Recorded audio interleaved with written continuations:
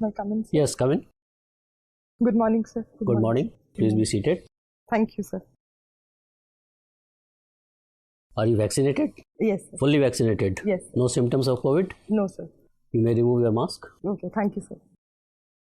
Please introduce yourself to the board, highlighting your educational qualification and experience, if any. Sir, my name is Gamini Singla, and I have done my computer science engineering from Punjab Engineering College, Chandigarh. And post 2019, I have been preparing for civil services. And I was offered a job at JP Morgan, but I decided to pursue civil services examinations So preparation. you are preferring a public life over your career in a private sector? Yes, sir. So what is so important and why are you so passionate about joining the public life? So I am so passionate about joining the public life because I think it will give me immense satisfaction if I can do something good for the people at the ground level, and the kind of exposure that I can get by working in the services to different fields. And also it offers leadership positions at a very young age. So I think these are the factors, and the satisfaction is the primary factor that I am here.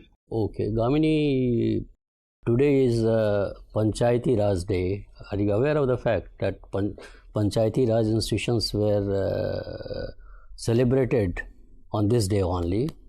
So today is that day. Your birthday is on 2nd October. Mahatma Gandhi had once said that India lives in its villages, isn't it? And he believed that we cannot create a developed India without a prosperous rural India. Yes, sir. In the context of what I have told you just now, you tell me how the Panchayati Raj institutions were created, what was the purpose for creation of Panchayati Raj institutions, and what was the role of women envisaged in the Panchayati Raj, and what is the status today? Okay, sir. Sir, Panchayati Raj institutions were brought by 73rd and 74th Constitutional Amendment Acts, and the purpose was the decentralization, basically, of the governance and the participation of the people at the ground level in the decision making through the Gram Sabhas.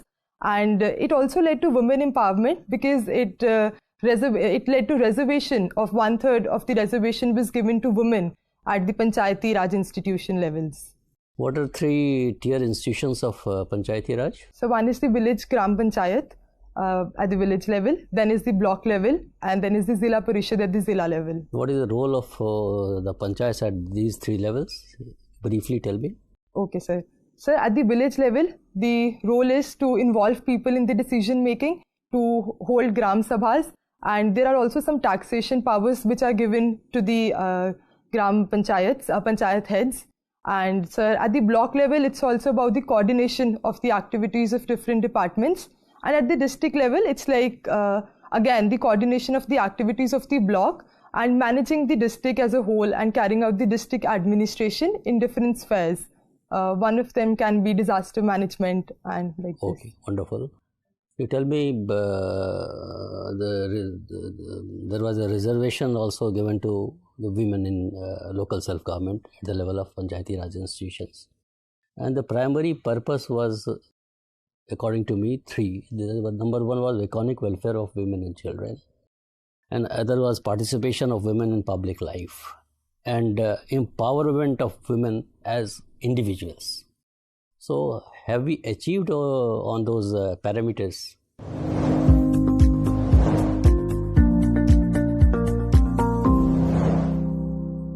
So we have come too far and we are achieving. The process still goes on. But at the same time, sir, I think that there are some concepts of panchpatis, as we say, that the women are just ceremonial heads and they're not given the power, if we see. So these are some of the challenges, but still this institution has given women a power. Their voice is being heard now. And as you said, sir, they are being empowered because now they feel that they can also make decisions, and they are empowering women alongside. Many other women are looking up to them, and they are getting motivated by the leadership roles which are held by the women at the panchayat level.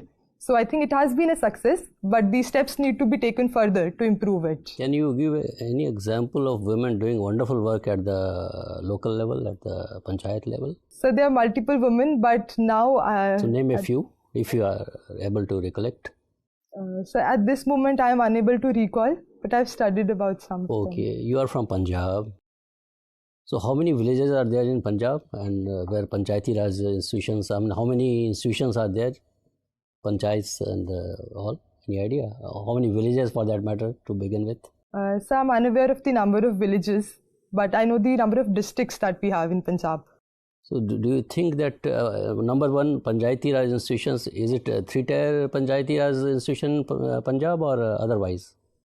So it's a three-tier institution, but in some areas it is said that if the population is lesser, then we can have 2 tiers and the block level can be missed. What do you think that Panchayati Raj institutions have been given powers for local governance and all that? What do you think needs to be done to make it more powerful and more vibrant? So I think there can be multiple steps that can be taken for empowerment of Panchayati Raj institutions. First is the improvement of the fund devolution to the Panchayati Raj institutions. Second could be the information education activities to tell them about what powers they hold. Sometimes they are not even aware of the powers they have and what good they can do. So we can run campaigns about telling about the good work that has been done by the Panchayati Raj institutions in various parts of the countries. Third can be their taxation powers are underutilized. So to make them aware of the taxation powers and to help them in utilizing them further. Fourth can be the infrastructure also, specifically the digital infrastructure and the digital literacy, so that they can use the digital mediums to help in the governance. Has the Government of India taken any steps towards this digital, making panchayats more digital? Yes, sir, there are some steps. One is the Digital India program, and under that we have BharatNet program to connect the Gram Panchayats with the internet connectivity. And apart from that, sir, we also have common service centers specifically for the agriculture, e-agriculture services to be provided at the local level. So these are some of the, and recently, sir, e-Swaraj was also a scheme which was introduced for digitization of the land and utilization of the satellites for the mapping of the lands, unutilized lands. Thank you, Gamini. Thank you, very sir. much. Gamini, are you comfortable? Yes, sir. Yeah. Gamini, what is the meaning of your name? So my name means to walk. Yeah. To walk. To walk. Yes, sir. Any synonyms of this name? So it has been used in Lopat Gamini to tell about the train's movement further. So one is from that. And mainly it is a name which is used by the Sinhalese community in Sri Lanka, sir. Okay. Gamini, so how many miles you walk in a day? Sir, approximately 1.8 miles, 3 kilometers I tend to walk a day. Yes, sir. On a regular basis? Yes, I try to do that on a regular basis. Okay, Gamini. Gamini, you have used gem singla. Yes, sir. In your mail. What is this gem and why you have used this? This is something which has been given by my father to me. So he used to call me that you are not Gamini, you are Gemini because you are a gem of a person. So I had used this in my email ID and it continues since I have made it for the first time. So you are a gem of a person. Do Yes, you sir, believe in this? Yes, sir, I believe in that. What are the most important traits of your personality?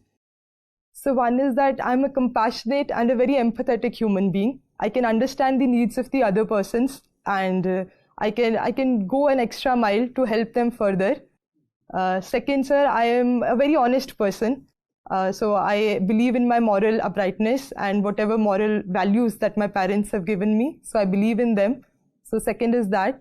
Third, sir, leadership qualities. I believe that I have held some positions and I have been able to gather some experience in that field. So these are some of the personality traits. Can you recollect GEM policies of the Government of India? Yes, sir. Government e-marketplace? Yeah. Okay, sir. Yes, sir. It is a marketplace that has been made by the Government of India for public procurement in a transparent manner. And so it serves both the purposes. One, it makes it transparent. And secondly, all the vendors, the MSMEs and the poor people or the rural people, they can directly sell their goods to the government through this platform.